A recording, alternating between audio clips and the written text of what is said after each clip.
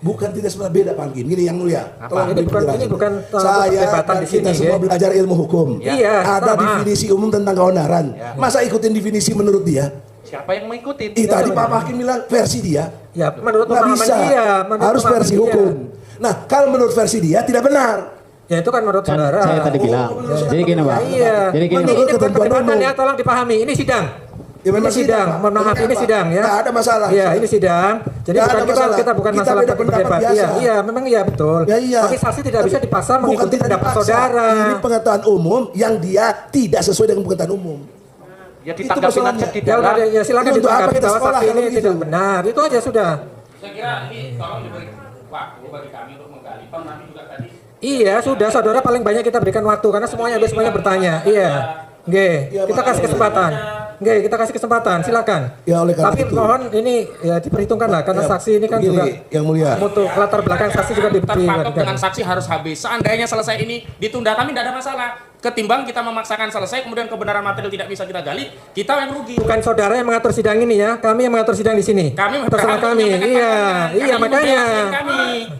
Kemudian narasinya kita harus selesai. Kalau ijazah asli itu diminta hakim, diminta pengadilan untuk ditunjukkan, saya siap untuk datang dan menunjukkan ijazah asli yang ada. Ya. Saya minta Bapak ke depan sekarang, Pak. Ya. Kalau ada yang kuasa hukum mau ke depan, silahkan. Ini kami punya 2 dokumen ya Pak ya, pihak terkait ini. PT satu mana kuasa hukum, satu lagi. Ini pihak terkait menyerahkan ini dua-duanya sama-sama pakai label Kementerian Pendidikan dan Kebudayaan Republik Indonesia. Bapak lihat ya Pak ya, Pak Aryo. Apa memang begini, terlepas dari soal model apa ya, ini kan ada lagi soal lain ininya tidak sesuai. Apakah memang begini cara model ijazahnya yang diterbitkan? Iya, biasanya ditulis tangan. Untuk tulis ijazah. tangan, oke. Saya masih tulis tangan juga dulu Pak. Iya, saat ini masih. Ya. Begini ya, di belakangnya ada nilai seperti ini. Iya. Lalu yang ini apa gunanya Pak? Itu adalah SHUN sebagai bukti yang bersangkutan mengikuti ujian nasional. Sebagai bukti yang bersangkutan mengikuti ujian nasional. Iya, dan yang mencetak adalah Dinas Pendidikannya. Oke. Apa Bapak bisa mengenal nggak model ininya memang sama semua? Sepertinya sama Pak. Sepertinya sama. Ya, kalau kami mau mengecek kebenaran siapa yang bisa valid menyatakan sama atau tidaknya? Bisa Dinas Pendidikan bisa. Siapa Pak? Langsung Dinas Pendidikannya aja. Ya, Dinas Pendidikan yang membidangi. Ya ini ijazah saya, ya ini ijazah saya. Ya. Ini nomor seri. Nomor seri ini ada kode fakultas, ada nomor induk di fakultas, ada singkatan dari fakultas, dan ada tahun lulus ya. Dan nama ini memang ditulis tangan ya. Jadi kalau ijazah asli yang keluar di tahun-tahun ini pasti namanya ditulis tangan.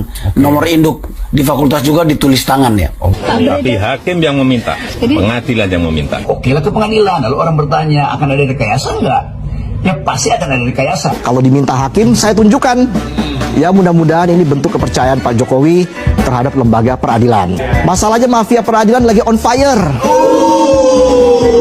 Kalau saya punya perkara, saya bisa titip ke Kapolres. Kalau di kabupaten, tolong hakimnya Pak itu, Pak itu, Pak itu.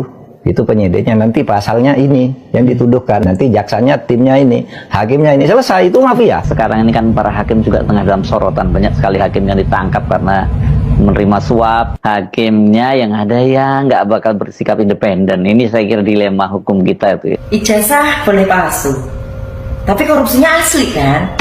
Kita tuh terlalu peduli sama formalitas, tapi nggak peduli sama fungsi.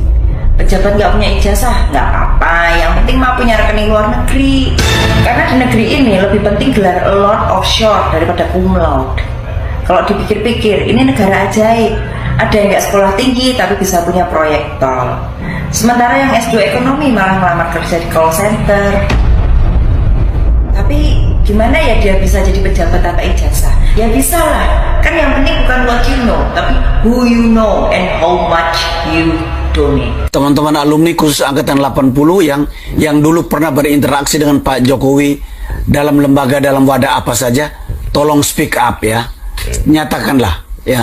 Kalau memang tidak ada seperti saya ya belum pernah berinteraksi dengan beliau, ya saya tidak bisa mengatakan bahwa saya pernah bertemu Pak Jokowi di kampus kita waktu itu. Karena hakim adalah teladan rakyat, kalau hakim nakal, yang lurus jadi sesat, yang sesat semakin banyak siasat. Hukum jangan cuma jadi hiasan di pojokan pengadilan. Negara ini nggak cuma butuh hakim yang pintar dan hafal pasal, tapi hakim yang jujur dan punya moral. Karena percuma hafal pasal kalau vonisnya tergantung amplop tebal. Pengadilan atau pasar, kok jualan pasal? Harga pasal bisa dinego, putusan bisa dapat promo, dan cashback tergantung besaran saldo. Hakimnya nggak tegas, advokatnya culas, korporasinya bebas, rakyatnya panas. Itu sangat tersinggung. Masalahnya, Bung, jejak konkretnya Pak JK, justru beliaulah yang selalu menyemen, merekat perbedaan itu yang berpotensi menimbulkan konflik.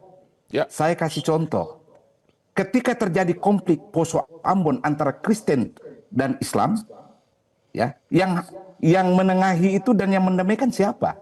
Kan Iya, oke teman-teman, kembali lagi bersama saya di channel ini. Kita sudah menyaksikan sebuah cuplikan video yang cukup menarik. Tentunya dalam pembahasan video ini untuk mengetahui bagaimana perkembangan ijazah Joko Widodo yang cukup lama untuk dibicarakan oleh kalangan masyarakat saat ini. Ya, di dalam berita yang kita saksikan ini untuk melihat bagaimana para hakim untuk melakukan ketegasan untuk memaksakan Joko Widodo supaya melakukan suatu keadilan untuk menunjukkan ijazahnya di depan publik. Ya, dalam hal ini memang banyak sekali masyarakat kecewa untuk melihat ketegasan dari penegak hukum saat ini, dikarenakan mereka masih saja melakukan tindakan yang tidak sesuai dengan hukum. Ya, mengapa kita sebagai kalangan masyarakat masih khawatir dalam hal ini? Tentunya dikarenakan selama ini penegak hukum melakukan seperti melama-lamakan sebuah kasus ijazah Joko Widodo ini. Ya, sepertinya kita menilai sebenarnya kasus ijazah ini hanya dianggap sepele. Ya, mengapa cukup dianggap sepele? Dikarenakan tinggal menunjukkan di depan publik sebenarnya. Akan tetapi kita pernah mendengarkan suatu pernyataan dari mantan Presiden Republik Indonesia atau juga Joko Widodo, bahwasanya dia tidak pernah melakukan untuk menampilkan sebuah ijazahnya di depan publik, dikarenakan dia mengatakan karena publik itu atau juga para netizen maupun juga masyarakat tidak pernah ada hak untuk melihat kebenaran dari ijazahnya. Ya, itu memang sangat disayangkan, dikarenakan seorang masyarakat tentunya dalam hal ini punya wewenang untuk melihat suatu kebenaran dari ijazah Joko Widodo ini, dikarenakan rasa kekecewaan dari kalangan masyarakat tentunya sudah lama sekali ya, sebagai masyarakat melihat ya bagaimana kepemimpinan Joko Widodo 10 tahun lamanya ya, dari wali kota menjadi Presiden Republik Indonesia di tahun 2014 hingga 2019 ya, itu adalah suatu yang sangat cukup lama ya, 2 kali periode. Nah, dengan isu-isu ijazah Joko Widodo kita lihat bahwasanya banyak sekali kalangan masyarakat yang sudah merasakan ya bagaimana keegoisan dari seorang pemimpin. Seharusnya seorang pemimpin tidak pernah akan melakukan hal sedemikian, dikarenakan tentunya mempunyai hati seorang kepemimpinan atau negarawan. Kita lihat bagaimana seorang pengikut setia Joko Widodo yang sudah mengikuti jejak Joko Widodo dalam 10 tahun lamanya ya. Tentunya ini adalah suatu yang sangat populer yang kita lihat Adian Apitupulu. Nah, karena Joko Widodo dinilai oleh Adian Apitupulu tidak searah lagi dengan pemikirannya untuk membangun bangsa dan Republik Indonesia, maka dalam hal ini Adian Apitupulu berbelok untuk tidak melanjutkan untuk mengikuti atau setia kepada Joko Widodo dikarenakan langkah-langkah yang dilakukan Joko Widodo ini tidak membenarkan. Maka yang dilihat oleh Adian Apitupulu hanya haus akan kekuasaan dan juga politik-politik yang ingin menguasai diri sendiri. Nah, dalam hal ini teman-teman kita lihat Adian Apitupulu menyampaikan bahwasanya seorang Joko Widodo, mantan Presiden Republik Indonesia, bukanlah seorang negarawan, melainkan seorang politisi. Ya, tentunya kita juga telah menyaksikan sendiri bahwasanya Joko Widodo dia mewariskan suatu tatahnya kepada seorang anak watawayangnya, ya tentunya Gibran Rakabumi Gibran. Nah, dari situ banyak sekali penilaian dari kalangan masyarakat bahwasanya seorang pemimpin bangsa Republik Indonesia tentunya tidak akan melakukan hal sedemikian. Nah, ini keegoisan dari seorang pemimpin saat ini. Sampai-sampai dia melanggar konstitusi dan juga sampai mengorbankan pamannya Usma. Ya, dalam hal ini teman-teman kita lihat bagaimana apakah perkembangan kasusnya ijazah Joko Widodo ini akan dilakukan dengan ketegasan, dengan keadilan. Maka kita akan menunggu hasil dari para penegak hukum maupun juga para ahli hukum.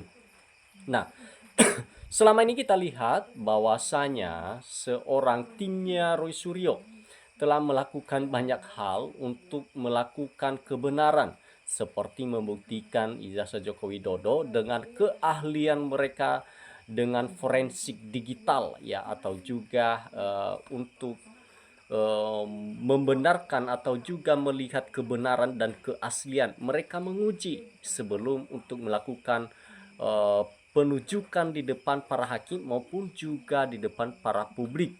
Nah, dalam hal ini memang sudah benar-benar nyata bahwasanya timnya Roy Suryo telah melakukan tindakan yang benar dikarenakan mereka sudah membuktikan bahwasanya ijazah Joko Widodo itu palsu. Bahkan Joko Widodo tidak pernah mendengarkan apa yang disampaikan oleh timnya Roy Suryo ini, atau juga mereka hanya menganggap sepele saja. Ya, tentunya sebenarnya Joko Widodo ini tinggal menunjukkan ijazahnya itu di depan publik. Tetapi bila mana itu asli, maka timnya Roy Suryo sudah pernah mengatakan bahwasanya mereka akan siap untuk masuk penjara. Tetapi apabila itu memang benar-benar palsu, maka Joko Widodo lah akan menerima konsekuensi dari apa yang telah dilakukan selama 10 tahun untuk mengelabui semua kalangan masyarakat yang telah dilakukannya.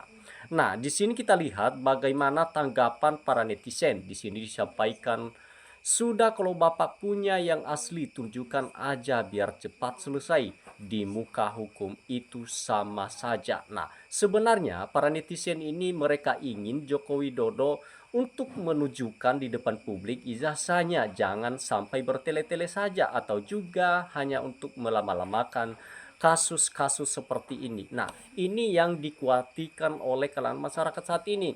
Sebenarnya masyarakat itu tidak membenci dengan Pak Joko Widodo, melainkan hanya meminta untuk kebenaran saja. Tetapi Joko Widodo masih saja ingin tidak melakukan seperti keinginan masyarakat. Nah, makanya masyarakat saat ini mereka sangat ingin melakukan keluhan yang sangat-sangat untuk menyampaikan kepada Pak Prabowo Subianto. Ya, seperti keluhan mereka supaya penegak hukum itu lebih adil seadil-adilnya.